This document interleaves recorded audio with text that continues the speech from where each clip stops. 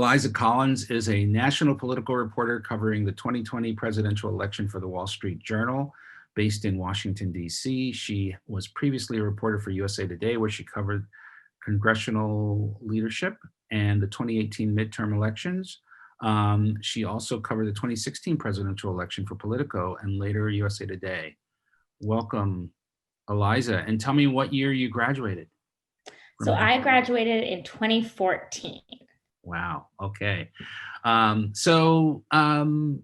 me, let's just start by talking about how the journalism field has changed in that short period of time. Certainly covering the 2016 election and then covering the 2020 election, just the whole perception of journalism and trust in journalism, I would gather has shifted. I know it's shifted. Yeah, it absolutely has shifted. And also just the way we cover journalism. It hasn't been that long since I graduated, but when I was in school, I think we had Twitter accounts in classes that we, rarely used. That we've been covering a presidency by Twitter the last 4 years. So that has shifted quite a bit. So I graduated in 2014, but pretty quickly I sort of came into this era of there's deep distrust of the media. And that, I would say, really, it's been going on, but starting in 2015 in the presidential campaign, the primary, President Trump, when he was a candidate, really stoked that, the fake news media. And so most of my career, there has been a deep distrust of the media on both sides. So I covered the Republican primary in 2016, and then I covered the Democratic primary in 2020. I covered Bernie Sanders supporters who also, some of whom really didn't feel like they trusted the media. So constantly having to prove myself and convince people that we are fair, that we are doing a good job. So it's definitely been a challenge, but in the last 6 years since I graduated, it shifted pretty quickly to when I started in media. So what was your pathway after graduating into a stellar career? Thank you. So I graduated and I went straight to DC, and I started at Politico as a web producer. So it was essentially, I did copy editing, I did photo editing, I did social media. But in all of my spare time, I wrote for them. So I made it very clear that I wanted to be a reporter. I worked with a lot of the editors there.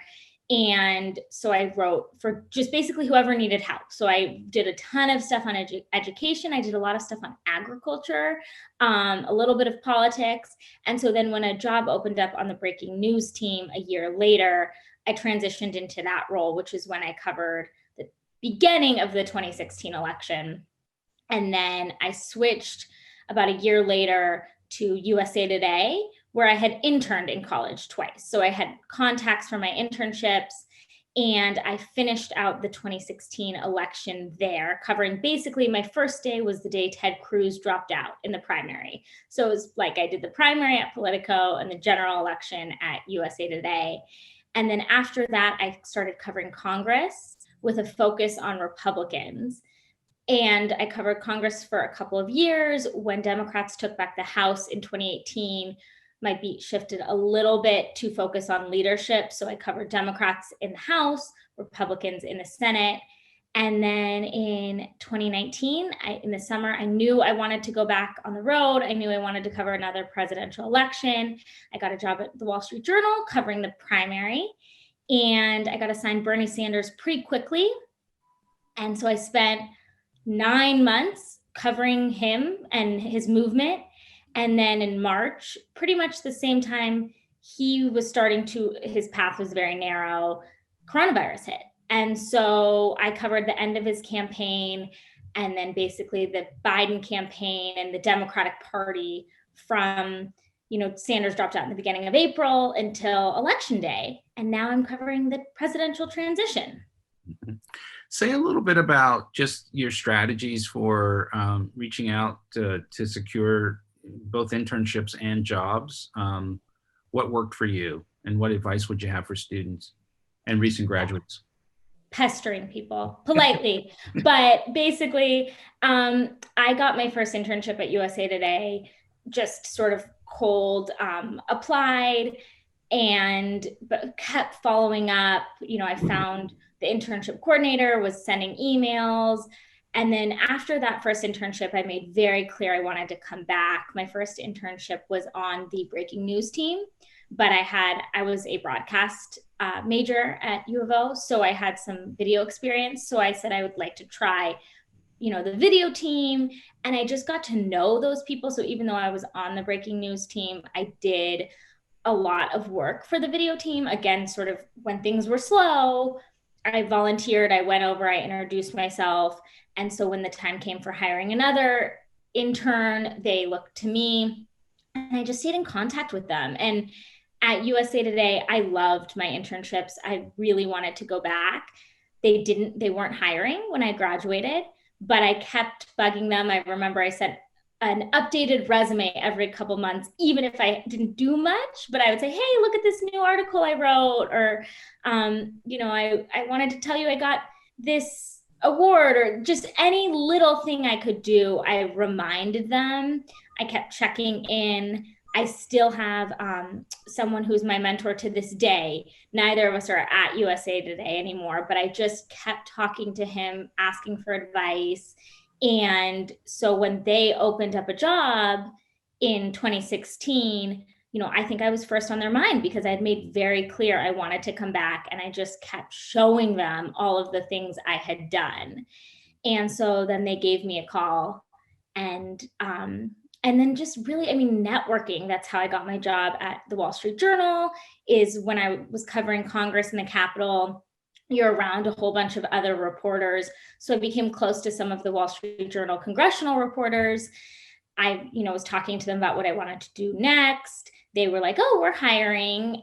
They had seen my work on the Hill, so they were able to, vouch for me. So I do think just really making clear what you want to do, telling as many people as possible, and then reminding them, because everyone is busy, that's what you're wanting to do, and just showing your work. Really like touting your accomplishments.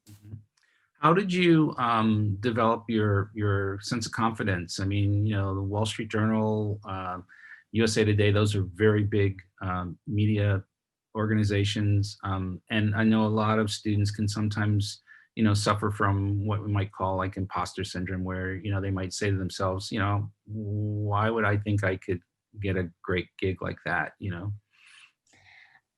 Sometimes I still have that, but I think the more you see people that are like you, seeing young people in the business, people like you at USA Today, I had a mentor who was just a few years older than me, who really helped guide me. And she was very confident and made it very clear that she felt like she could do all of these things and ask for the raise. And so that helped a lot to find people to sort of model yourself after.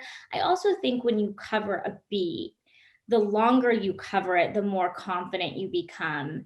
And the longer I've been in journalism, but I especially felt that this last year covering Sanders, because I covered someone for 9 months. I covered one thing very deeply. There were just a handful of us that were covering him at that level.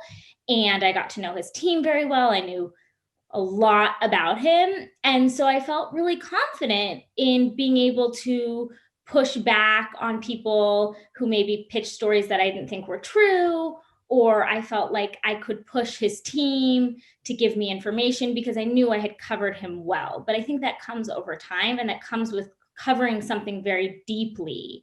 It's much harder as a breaking news reporter, when I was covering a bunch of different things, to feel confident enough in one subject. But I think that just comes over time. What do you know now that you either wish you knew or you didn't know in 2012, 2013, when you were sitting in a class in Allen Hall? I think it's kind of just going back to that confidence and asking for what you want.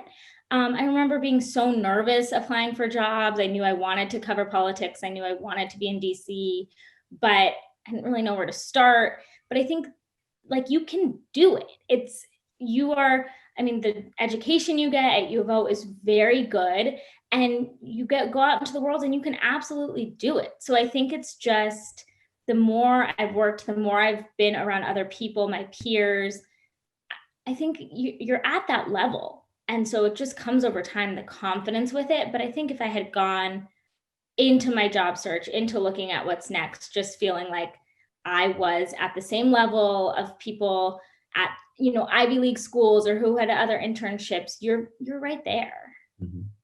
I want to bring in Bella Zarowski, who's a sophomore and has a aspiration to become an investigative journalist. Bella, please say hello and introduce yourself. And I know you have some questions for Eliza. Yes. Hi. First of all, I'm so sorry. There's like a little construction outside, so if there's any rustling, I apologize. Thank you so much for being here and taking your time out of your day to come meet with me. And I'm so impressed by your career, and I researched you and everything. I was so excited to meet you. Oh my gosh. But my first question for you is, what do you think is the most important trait or the most needed trait as a journalist covering politics?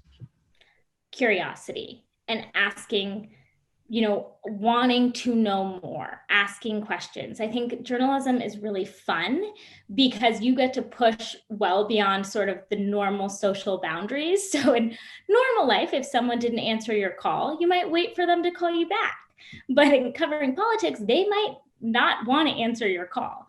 So you can keep pushing. You can keep asking the questions in different ways. When you're talking to politicians, especially, they don't necessarily want to give you all the information. And so I think you need to be curious and you need to be willing to push people, even if it's a little bit uncomfortable, because that's how you get the best information. Mm-hmm. And earlier you were talking about how there's just been a growing distrust in media and in journalism. And you were talking about constantly reassuring the people that you are fair and that you are a good source of information. How do you do that exactly? I think it comes over time. It comes with doing reporting that really is fair. It comes with, talking to both sides.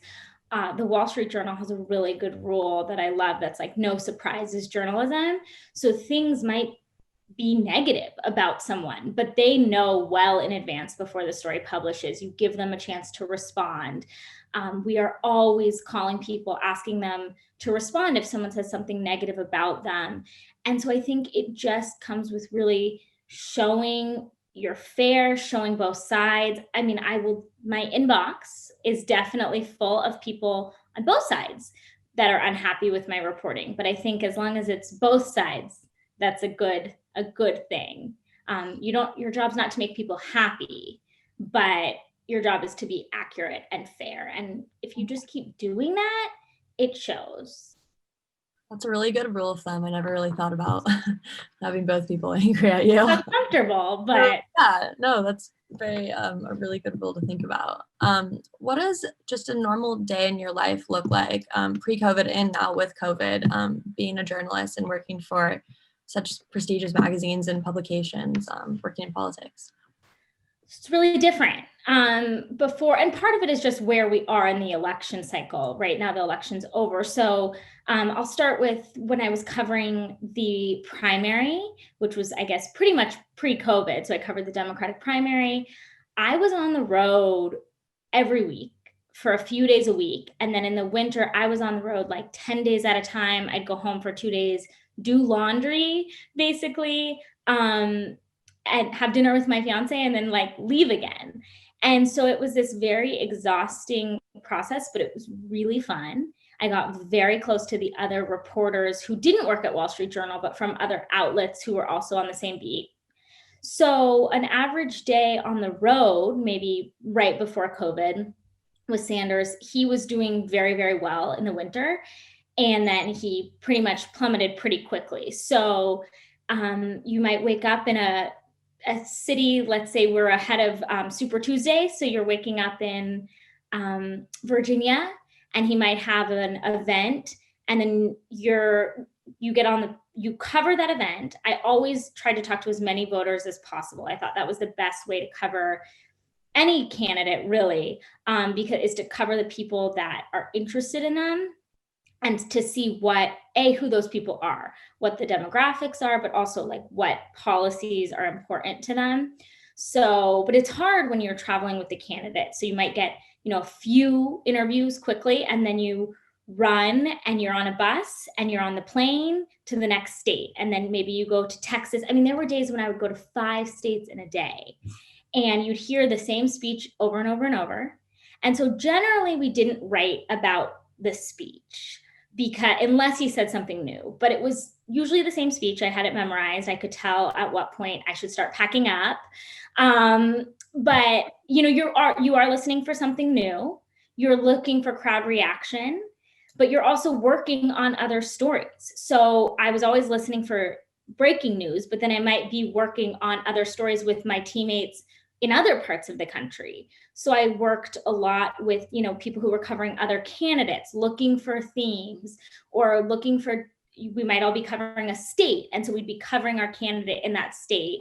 So I'd be writing breaking news. I'd be working on sort of more enterprise, talking to voters, running to catch the plane. You end at like maybe 10 p.m. You're filing on the bus, in the car. I mean, the person from NPR used to put a coat over himself to make like a little bubble so he could record, and everyone would be like, okay, Scott's recording, be quiet. You're like a team, but you're also competitors. So it's a very strange reality. So that was pre-COVID. Post-COVID, I'm at my house. I've done some reporting in the field. I've gone to a handful of states. I've traveled a little bit with Joe Biden. Ahead of the election, I went to Georgia and back in one day, but it's different. You're not in that same sort of team feeling. You're wearing masks, you're in a bubble. You're separate from the other journalists. I mean, not super separate, but 6 feet apart. It's just a very different atmosphere. So I've done some things where I've covered voters, which have been a little bit more interactive. So I've done a lot of reporting on Arizona, which is where I'm originally from. And I've gone out, I've stood in parking lots and just tried to talk to people as they walk out ahead of the election to see who they're voting for, what issues are important. But it's different, especially with the mask, with people being nervous to talk to you. But a lot of reporting now I do at my desk, at my house, but on the phone. And it works. It's just a completely different sense than I had this time a year ago. Thank you so much, Eliza, and also Bella. We really appreciate you taking the time out to engage with our students, and we wish you much more continued success. Thank you.